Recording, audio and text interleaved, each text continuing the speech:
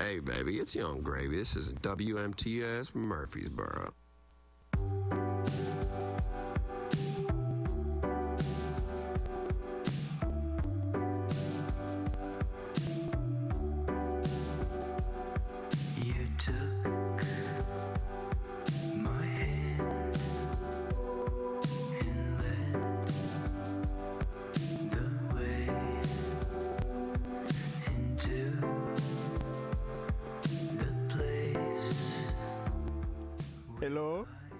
Hello.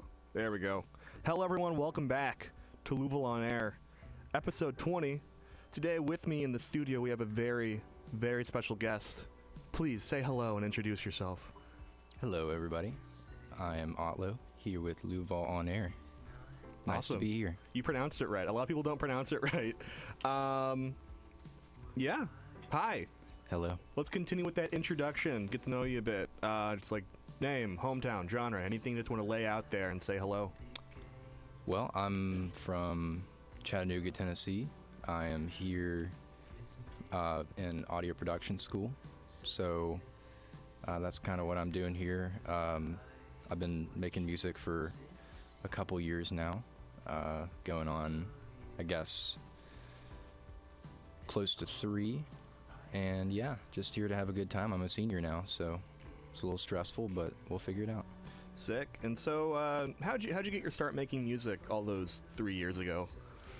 Well, I when I was a senior in high school, I sort of started experimenting more and more. Like, I was really getting into, that was kind of when all of like the bedroom pop stuff was kind of cruising on and catching on, and I kind of got really into that aesthetic and became in love with it because it had so much to do with nostalgia and childhood and stuff like that. And so I guess I just want to try my hand at it and see what I could do, and I've gotten better over the years, and yeah.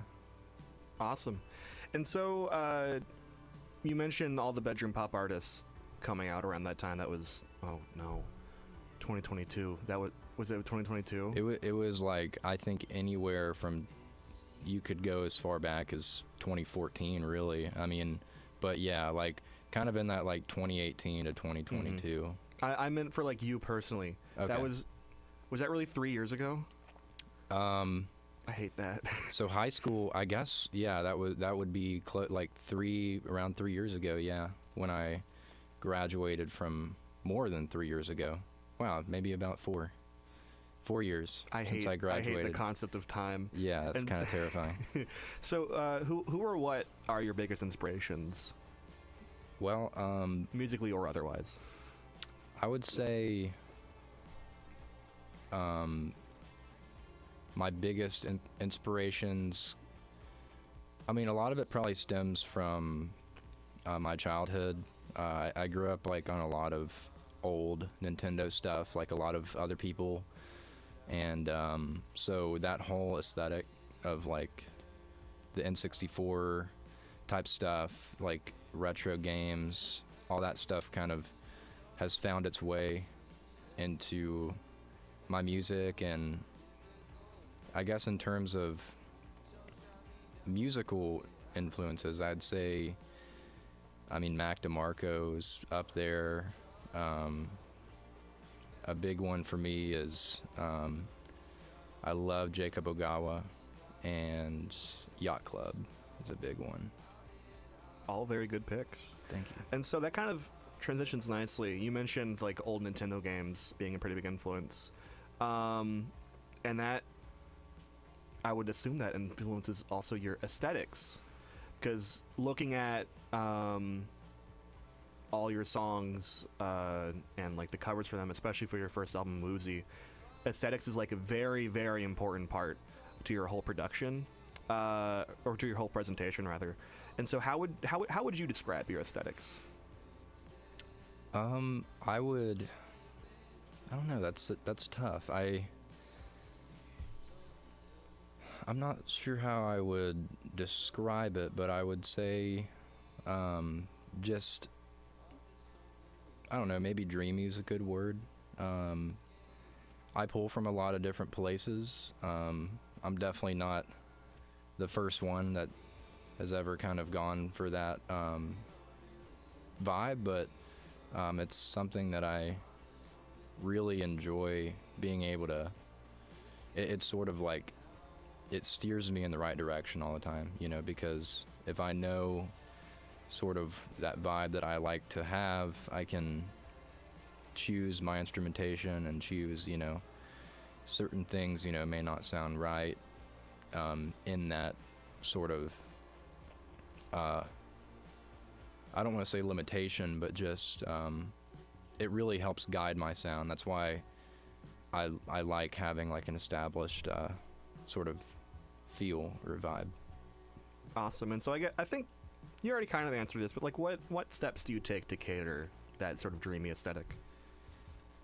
Well, I think a lot of it a lot of it goes into the production, but I would say even more so is the cover arts and like the album artwork and stuff. I've been really lucky to, you know, find some people on the internet who are like really talented, really good artists who there's this one guy that I've worked with, and he did the Woozy album cover, and he specializes in like old 3D modeling software, and so that was like sort of a really big deal to me, because once he sent me that artwork back, I was like, okay, this is me, you know.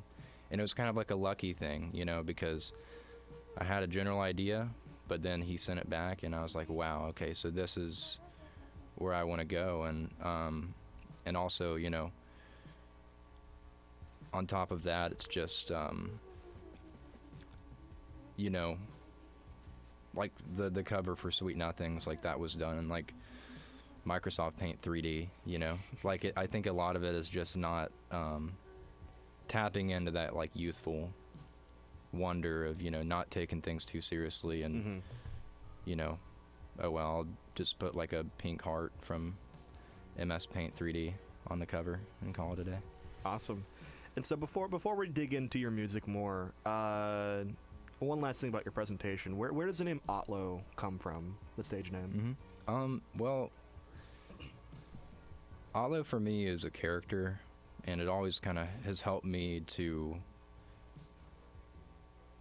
fully express myself when I'm not thinking of my music as being purely me, you know?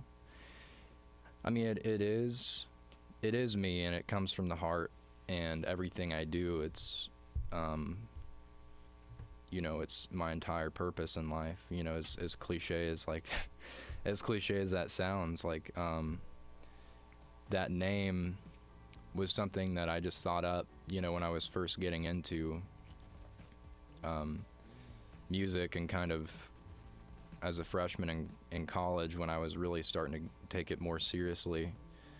I was a computer science major, and I was like, okay, I'm going to actually take this seriously, and I'm going to figure out, you know, what's my stage name and who am I, and thought on it for a couple months, a long time, you know, just thinking about different things. And I'm like, what about this character that's named Otlo, and he has the same outfit that he wears and the same guitar, kind of this alter ego of sorts, I guess. Awesome. And so you introduced the world to this Otlo persona with your first album, Woozy, which was released in 2023. What was the writing process like for that album? That album was me just kind of figuring out like what I really like. I mean, I still don't know what I'm doing, but I really did not know what I was doing when I made that album. I think that one was over a pretty long period of time. Like, some of the things on there were things that I had been sitting on for a while, but most of the writing process and like the recording for that was me just sitting and, you know, if something happened in my life, or, you know, I had something going on or something that I needed to put on paper, I would just write it out. And a lot of it's love songs because, you know, I mean, that's what I like to write about the most. And so a lot of that, you know, the recording was just done really poorly. Like, and sometimes I want to go back and mess with it, but, you know, I'm moving forward, and I think there's a charm to, you know, that style of, you know, just listening back and being like, wow, like, this is actually awful. Like, the like, as an engineer, you think back and you hear the way things are recorded, and I'm like, wow, I can hear the room, or like I hear my cat in the background, you know. It's just, but all in all, like, that's kind of like the whole process of the album Woozy. Awesome. I think that really gives it like an extra sort of lo-fi sense to it, knowing that it was also recorded very lo-fi. Mm-hmm. And so what was that recording process like? Well, most of it was done in my room back in Chattanooga on this like old, like this old school desk from, like, I don't even know. It's just like the most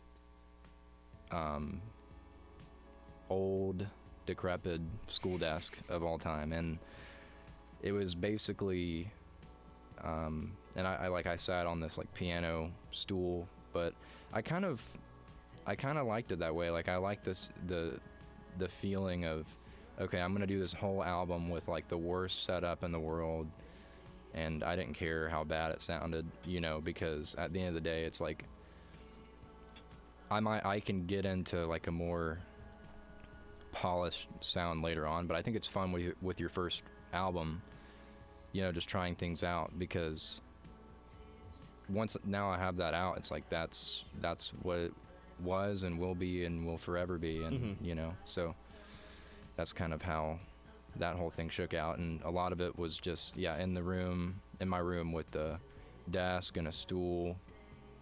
You know, everybody's got that Focusrite Scarlett Solo that's what I'm using to record this right now. So yeah, you know what it's about. Like, that's the best. That's all you need, really.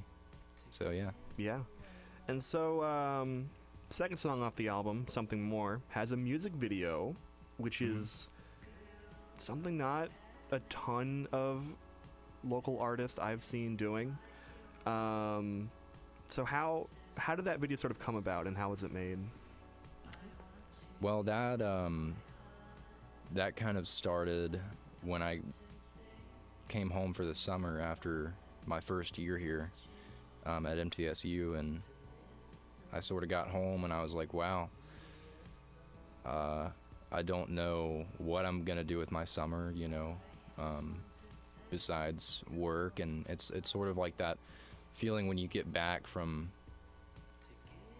school and you're like, wow, okay, so I'm just being thrown into like this empty world where it's like, okay, now I'm back home, and, you know, what am I doing? So I was like, okay, I'm gonna just have some sort of summer project to do, and I ended up getting really ambitious with it. Like, it all kind of started with that blue graduation background, and it was like a huge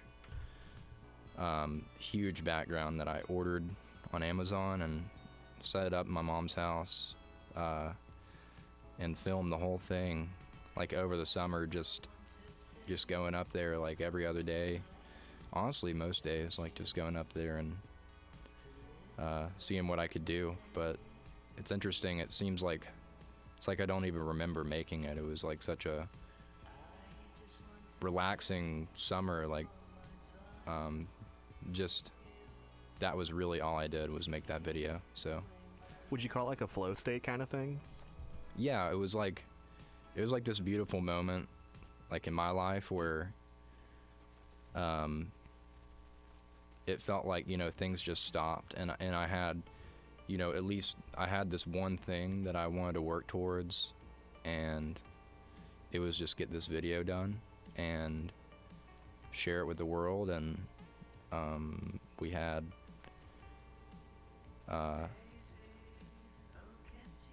my mom actually, she helped me a lot with that video. The flower in that video, she helped me make that. And so I don't know, it was just a fun summer, like hanging out with family and kind of just having my own space to make this really weird music video. And then it's really nice to look back on and think about that time, for sure. Awesome, yeah. And so, moving ahead in the timeline a little bit, we got Sweet Nothings, which was released May of last year. What was the writing and recording process for that like, and how is it different from the album? Well, that was that song was sort of when I started. I finished the album, and I was like, okay, what's next? I don't know what's coming. And from there, I just sort of thought, what's the most logical step forward for me? And I was listening to a lot more like upbeat stuff at the time, and a lot of disco things. And it's I'm trying to think of artists, but like on the spot, it's different when you're talking to a microphone. But I understand, yeah. But anyways, I wanted to start making music that was a little more catchy, still felt like me, but it was also reflective of like where I was at that moment, because when I was making Sweet Nothings, my life was a whole lot more under control. Like when I was making Woozy, it was like I was tired all the time. Like you can hear how exhausted I was, like when I was making Woozy, just through the songs, like they're very slow. And with Sweet Nothings, it was like that period of time where I was starting to like kind of recover and pick myself up off the ground, and starting to make music that was a little more fun, I guess, just good vibes, and just not completely like pop, but closer to that sort of feeling. And it was fun because I feel like with Woozy, I sort of set myself up for that to be my next step. I wanted to start with something that was a little more intimate and a little more chill, and then Sweet Nothings sort of felt like, okay, this is where I'm going next. And then I've sort of followed that style for ever since I released it, which is about close to a year ago at this point. Yeah, and during that entire time you were speaking, Daisy by Otlo was playing. Okay. And as you were saying that, I was like, yeah, this is more upbeat. Yeah, it's like right, yeah. right. That's the next thing I was going to ask you about. But before we get into Daisy, Mm-hmm. my listeners will know I like to do my research on artists that I invite. And I found an interesting little thing about Sweet Nothings online. Is it true the song is actually about Tangerine LaCroix? See, I wasn't gonna bring it up, but now that you, okay, yeah, maybe it is. Maybe it's about Tangerine LaCroix. You explicitly said it was an Instagram reel. Okay, this is true. Yep. This is true. Dang it. He found me out, guys. We get only the best confessions here on LUVOL on air. Anyway, I need to know, where did you find that out from? You're like Nardwuar Part 2. Basically, yeah. You're Nardwar's son, aren't you?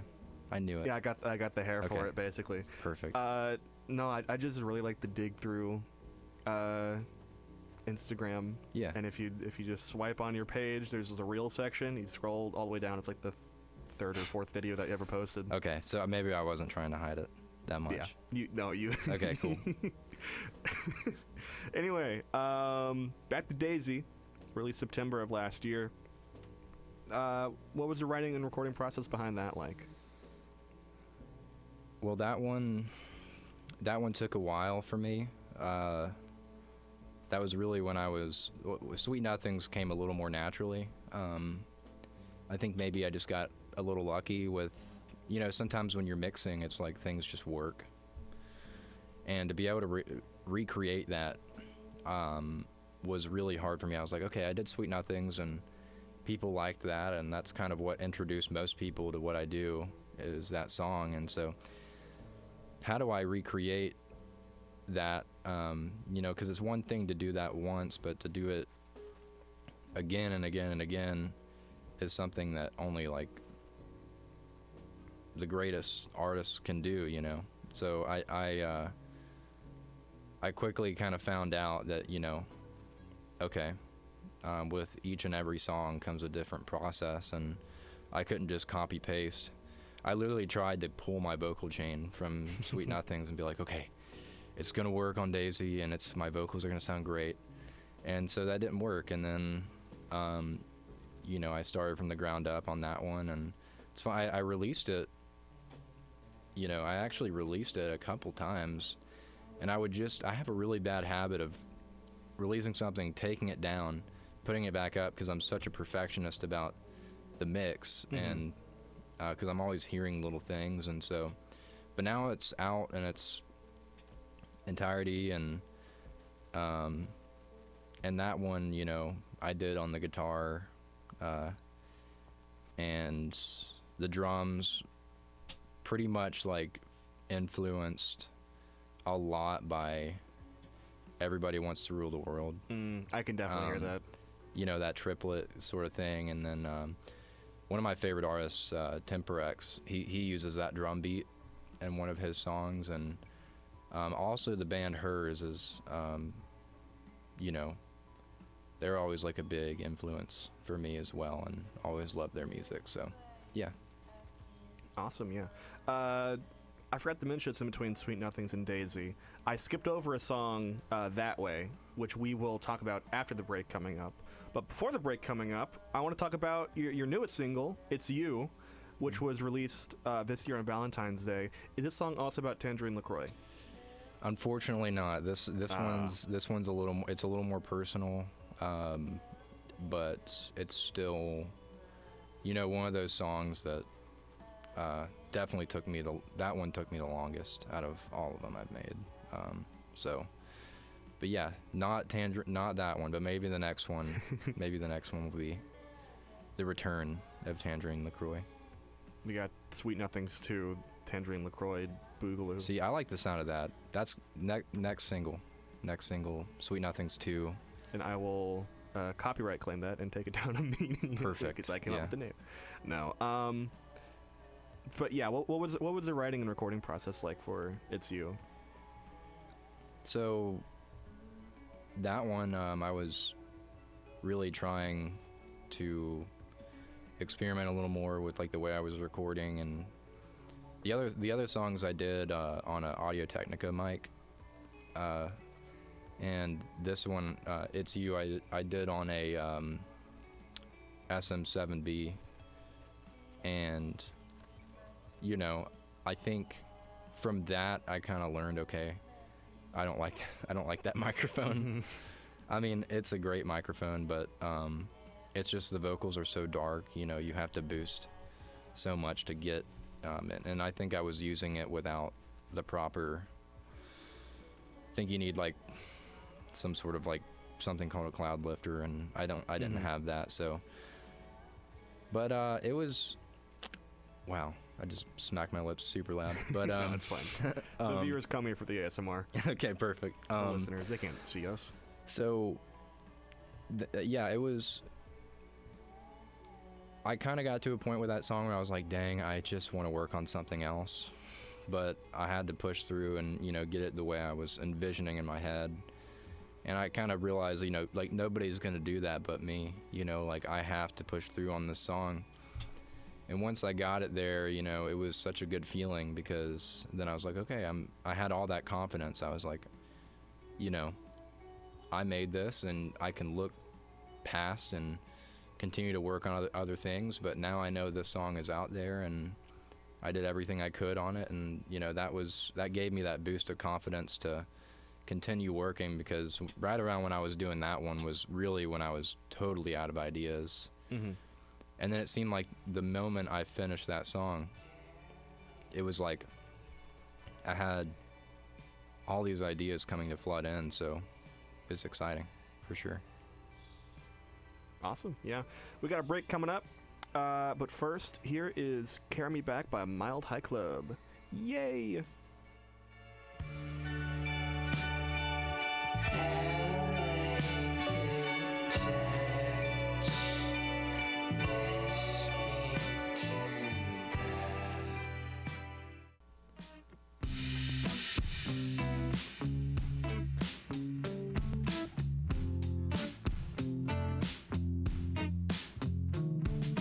I need a little more patience.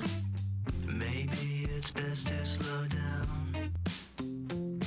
But inside the weather's amazing. And welcome back, everyone. If you're just joining us, I'm here with the one and only Otlo here on WMTS 88.3 Murfreesboro. Before the break, we were just going through all your songs, talking about how they were made. And this one, That Way, is a collaboration with Chaz Crawford. So how did that collaboration come about? Chaz he's one of the first people I met at this campus, and we've just stayed in touch since then. He's like a great friend, great guy, just a awesome collaborator, and that one kind of came from, or I guess I should say That Way kind of came from, we were just writing a song. I think, the sort of thing with that song was we were just wanting to make something that sounded like you're exhausted on like a hot summer day.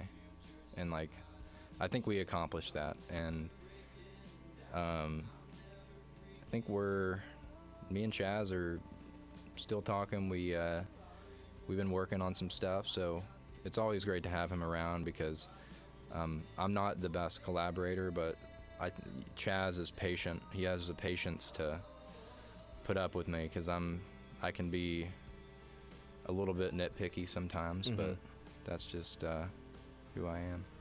Yeah, and so what was the writing and recording process like? Well, with That Way, Chaz had sent me the instrumental, like the beginning guitar part, and he told me, he was like, dude, this kind of seems like your vibe, and I'd love for you to hop on it. And I was like, I gave it a listen. I was like, this is awesome. Like, I loved it. And so I think literally 30 minutes after he sent me that, like, I sent my verse back to him. And because I was like, yo, this is awesome. And he responded, and he was like, yeah, dude, this is it. This is the song. So then recorded the rest of the verse, and then went to his house. And from there, we kind of, Chaz did the production, and I did, obviously, like, the production on my vocals. And we just sat together, had some Chick-fil-A, and I think it was in May. I think it was in May when we did that. So it was just a good vibe working on that song. It was great. Yeah, and so you mentioned you can be kind of picky when it comes to collaborations, and so how would you say, like, your creative process differs when you have a collaborator there with you? Well, when I have somebody there with me, I think I have to remember, I at least it seems like I have a bad habit, like, if I'm trying to look at myself from the outside, like, I think that sometimes when I'm saying things about a song that we're working on, it can sort of seem like I'm just nitpicking, like, the smallest, most insignificant things, but in my mind, I always had like this voice in the back of my head that's like, oh yeah, you might drop this song, but you know, people are gonna hear that little thing in there and they're gonna hate it. It's gonna be the worst song ever, because somebody's gonna be listening to it and they're gonna think this is the coolest thing ever. But then they hear that little thing in there and then they're gonna be like, oh, this song sucks. So that's why I'm like every little detail, even though that's probably a little extra. So, and Chaz, I mean, he's a perfectionist too, you know, he's great, and but I think he kind of inspires me to just sort of loosen up a little bit and, you know, not be so hyper focused on all the wrong things. So yeah. Yeah. As someone who's also an audio production guy and who makes music, it's a very fun experience being like, oh, there's one thing I need to change, and it's so small, but I just have like a need to change it. Yeah. And we'll circle back to that in a second. But first, what's the first thing that you do when making a song? Well, the first thing I do usually is I'll start with. Lately, I've been starting with drums, but I've got back when I was doing Woozy, I always started with the chord progressions and things like that. But it seems like the first thing I always reach for is more often than not like some keys or a pad, and just kind of go from there. But chances are, if you're listening to one of my songs, there's probably a pad in there somewhere, and so I start with that on chords, and then vocals come last for sure. And usually I'll have the instrumental done, but the lyrics take so much longer to do than everything else, and I think it's because I usually have such a hard time writing. So, but yeah, that's sort of the whole process of everything. And so then, how do you know like when a song is finished? Because you mentioned like you'll have bits that you're like, I need to get this one little bit done. So how do you know when all those little bits are done? Or do you even know when all those little bits are done? That's a great question. I really think it just comes down to when I physically cannot work on the song anymore. Because there's been days where, I mean, I'm literally waking up and like I haven't, like the first thing I do before I eat or shower or brush my teeth is like I'm reaching to my laptop and I'm like, okay, what did I do last night? How did it sound? Mm-hmm. And you know, if it sounds terrible, I'm like, okay, I'm gonna sit up in my bed and throw my headphones on. I'm not showering until this is done.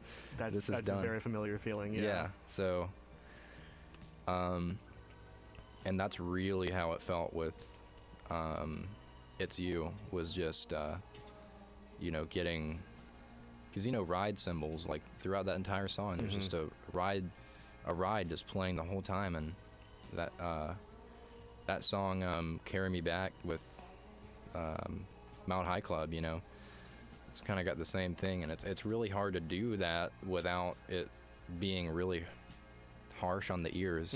And so just EQing that perfectly to where it just sits on top, but it's not too much, and getting it to sound good on phone speakers. That's the last part of the process, is when I think I have a good mix, and then I'm like, oh wait, I forgot, people are going to be playing this on Instagram and on like every terrible, like they're going to listen to it on their 3DS. And like so it's like, oh, now I have to do that too.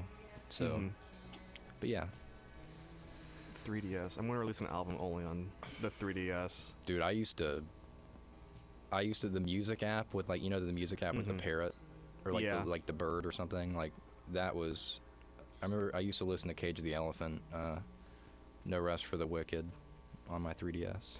So. I just saw a video on Instagram yesterday, actually, where it was like a guy like pulled up the microphone thing on his 3DS, put it to the side, and recorded drums on it.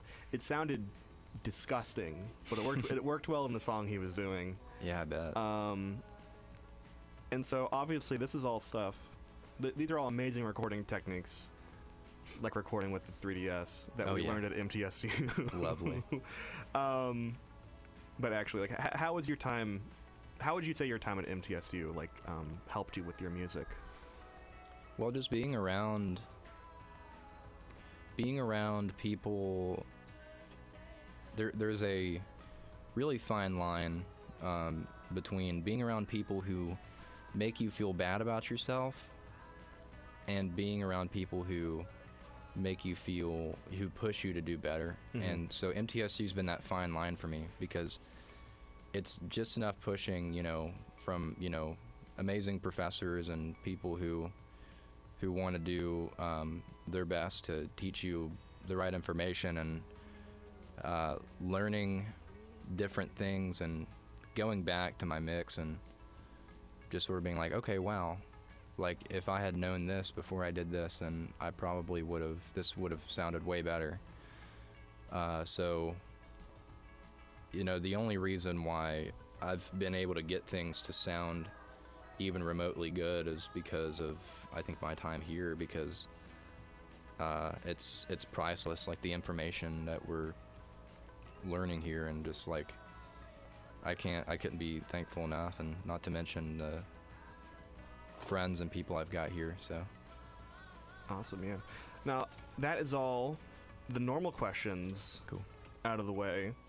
Now we're going to do a little fun thing where I just have a list of 25 just random questions that I wrote down one day, and you're just going to pick number 1 through 25, and whatever that number is, we'll choose that one. 1 through 25. 1 through 25, any number you want, as long as it's 1 through 25. Go with. This is the one that everybody says, but I'm going to go with 17. 17. I don't think I usually mark little dots next to when people have answered that already. I don't think anyone's actually got that one yet. Awesome. There's no dot next to it. Perfect. So what advice would you give to other musicians? Well, I don't know. I think it's weird, like, giving advice, just because, like, I feel like I have just no really right or, like, accolades to, like, really feel like I can be like, this is the way you need to do things, and no, you're doing it wrong. But I don't know, actually. The one thing I can say is there's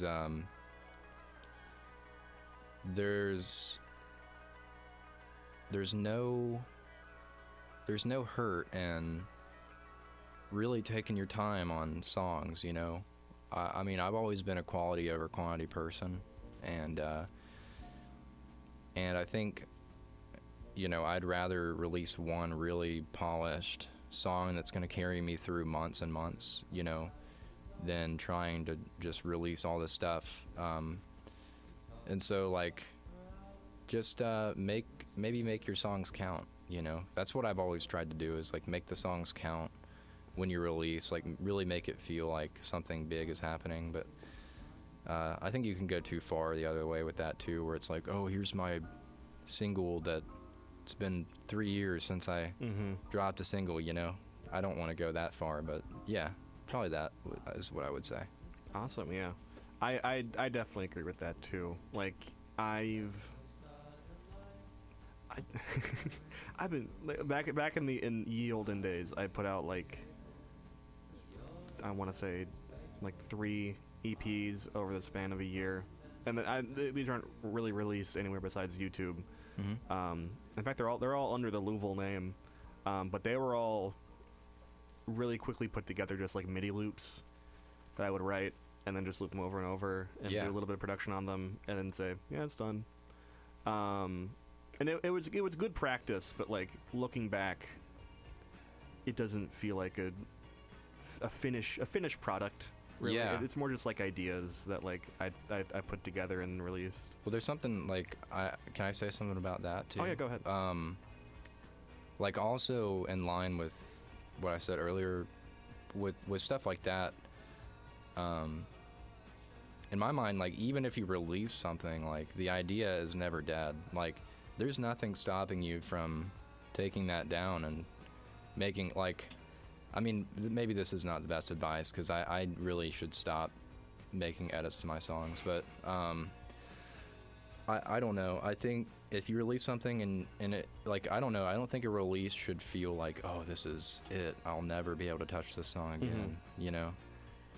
Because the way things are now, like, if you hear something in there and you're like, man, I could have done that better, you know, a song never dies, I don't think. Yeah, soon we're going to have It's You, Taylor's version. Yeah, exactly. We're me and Taylor, we're collabing right now, actually. Yeah. Get ready. She's been sitting right next to you the entire time. We just haven't mentioned her and she hasn't said anything. Hi, Taylor. Hey, guys, how's it going? I'm too famous. I'm overshadowing Taylor right now. Exactly. What is an Eras tour? I don't know. I only know about the Otlo Eras tour. Exactly. That's all you need to know. I don't know how many eras that would be. Like 2? Album era and then singles era? Yeah, probably that. Similar question, 1 through 25, that isn't 17. Let's go with in honor of Taylor Swift, let's do 22. How do you prepare for a recording session? Well, with my own personal stuff, I think I always try to drink plenty of water. And really just you know, it's different like at school with like studio sessions, like there's a lot of stuff you gotta really think through and get ready for, but if you're just saying like for my own personal stuff, I really just think taking some time away, because you'd be surprised how quickly your ears get used to a mix. And you think it's like, oh, it's almost there, but then you take 3 days off and you're like, oh crap, this is not very good. So yeah, maybe just preparing like to go back to a mix, just take a couple days off, even though it's really hard to do that sometimes. But yeah, that's one thing I usually like to do, is have like 2 or 3 projects going at once, and like one is like the big project that I'm working on, and the other 2 are like hobbies. They don't have to be music related, just like writing or or schoolwork, honestly. There you Swapping go. between personal work and schoolwork helps for me. Another 1 through 25. How about give me number 8? Number 8. What is the best piece of advice you've received as a musician? Man.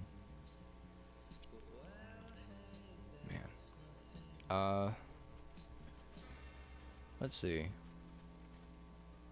I think the best advice I've gotten is to figure out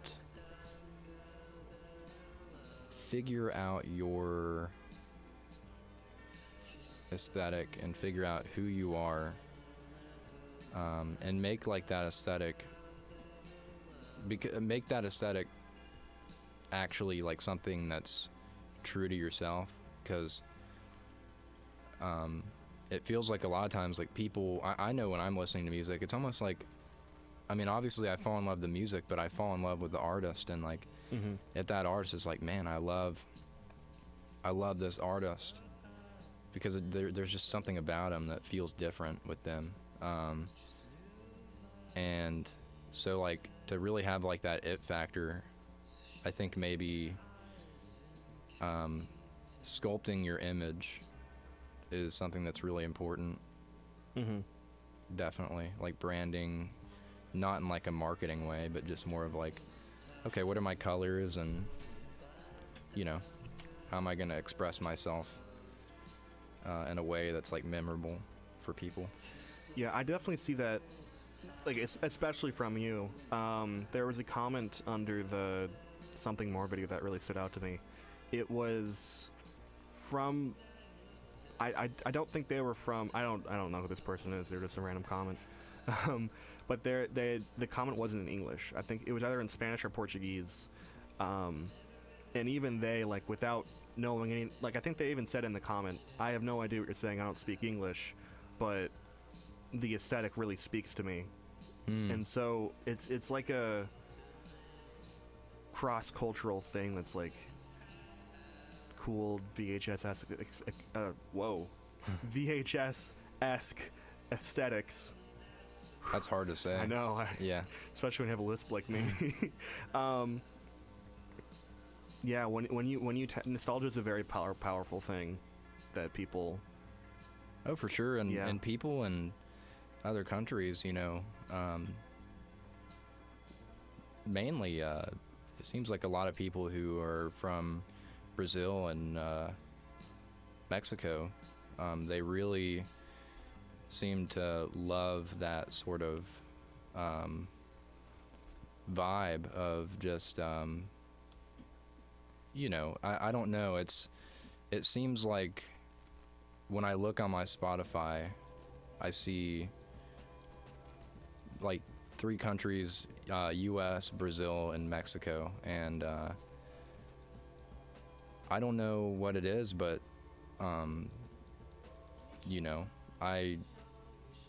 it seems like half the time it's somebody from Brazil that's always saying things like that. They're really great fans and like great people, and like that's one of those things that's like I would love to go to Brazil one day, because I think it would be so cool to meet these people who they don't even know what I'm saying. Like they're like, here's like this random kid that's like lives in America and I don't know anything about him, but they like what I do, which is great. And Yeah, so it still connects to them. Like it reminds me of like, or even when like any artist has like a big fan base in a place where like no one, or if like an English speaking artist has a big fan base in a place where everyone speaks Portuguese or Spanish, it's just wild to see how like, even though like you said, even though they have no idea what you're saying, they can still hear the instrumental and hear like the tone of your voice and connect through just that. Absolutely. Yeah. It's very much like a beautiful thing to see, people from like all over the world kind of just accepting you for who you are. Even though it's like, because usually what I think when I see stuff like that is I feel like our lives we're in totally different places,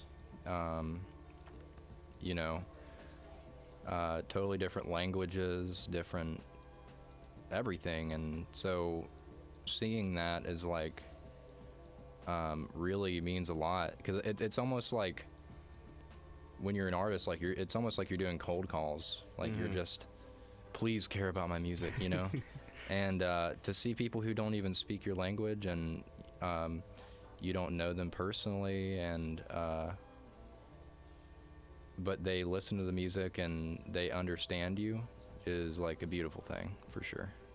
Yeah, I think we got time for, let's see, one or two more of these questions. Let's do another number, 1 through 25. Let's do 12. 12. All right. What is the most challenging part of being a musician?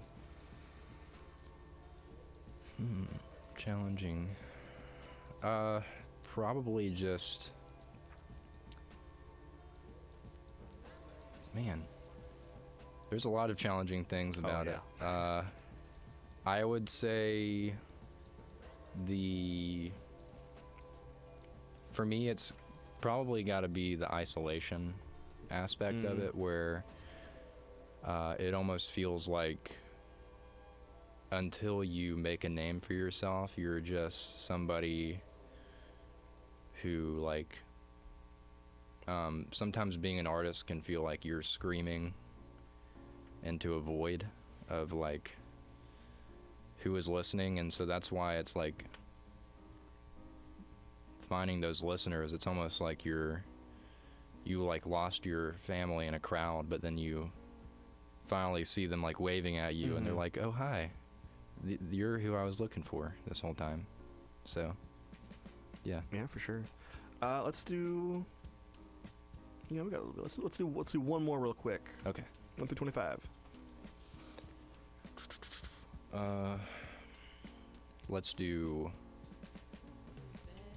21. 21.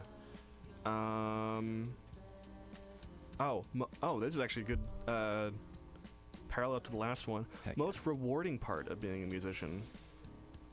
Well, the most rewarding part is probably just having this vision in your head of like, okay, I'm going to be this artist and I'm going to have this music out, and fast forwarding and being able to look back now and be like, wow, like this song is finally out, and to think of all like the blood, sweat, and tears that went into that one little wave file.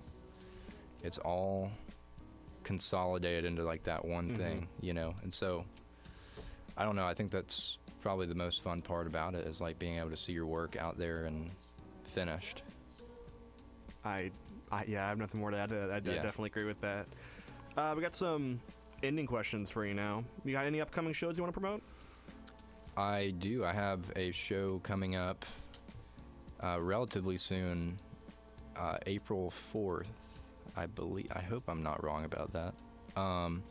At the Strawberry Basement in Nashville. It's going to be with my good friend Chaz and my friend Charlie, To Space We Go. So we're going to be doing that. It's going to be fun. And yeah, if you're in Nashville, come check us out. Yeah. It's a good lineup. Anything you want to say to the listeners? I guess I'll just say thank you for being you, and thank you for listening to what I do. That rhymed, so I think I'm gonna end it there. Awesome. Well, we got 2 more questions. Okay, fine. I was trying to have a mic drop moment. It's okay. You can say it again at the very end or something. Okay. Anyone you want to shout out? Anyone I want to shout out? Yes, I want to shout out Chaz for being a great friend and a great musician and a great collaborator, and I want to shout out my friend Quaid, who's actually releasing his first song tonight at midnight. Quaid, Quaid. Quaid, Quaid. So check that out, and yeah, shout out to LUVOL. Oh, thank you. Yeah, I have no idea who that is. Got one more. Instagram, Spotify, where can people find you? You can find me on Instagram. I am Otlo, O-T-L-O. And that goes for everything except for Spotify and Apple Music, all this streaming stuff, which is just Otlo, obviously. So if you see a little man wearing a yellow polo, you have found the right person. Awesome. Thank you so much for being here. You want to say what was it? Being you, something. Yeah, thank you for being you, and thanks for listening to what I do. Awesome. Thanks for being here. Thank you. I gotta address our listeners now. I gotta do it within 40 seconds. Oh wait, let me loop this so it doesn't go away. Okay. Song request. If you want an interview, you can DM me on Instagram if you want. It's at LUVOL_music, or email me LUVOLonair@gmail.com. LUVOL is spelled LUVOL. And now we will fade out to the soothing sounds of Yara Asmar's Thanks for Coming. Thank you for coming here, Otlo. Thank you. Bye-bye. Goodbye.